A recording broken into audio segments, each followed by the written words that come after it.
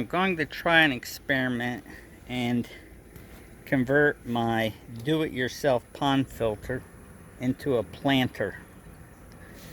So you can see these impatiens over here, which New Guinea impatiens, which I'm going to plant inside the pond filter, and we'll show what that looks like in a second. So here are the plants that are going in, and at the bottom of each pot there are holes that the roots go in or come out of.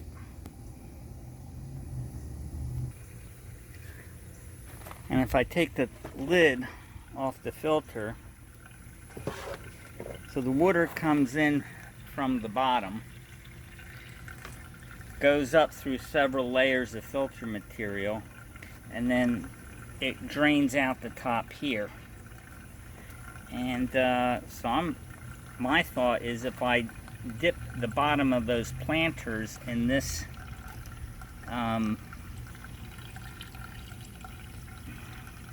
top layer, I won't need to water them, and hopefully they won't get too waterlogged, and then they'll just grow in the pond water. So we'll see.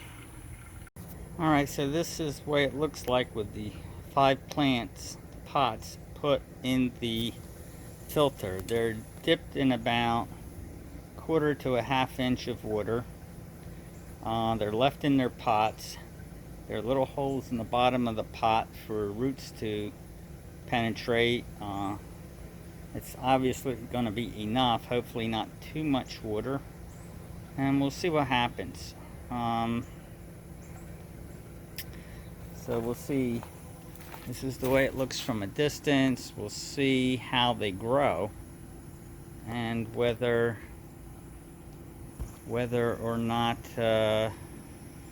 this turns out being a good idea or not. I'm gonna have to watch the pond chemistries. If the fish look a little stressed or whatever, I'll have to measure the nitrogen, phosphorus levels, etc. inside the pond to make sure there isn't much fertilizer leaching out from the soil from these new plants. And we'll see. And I'll hold off on adding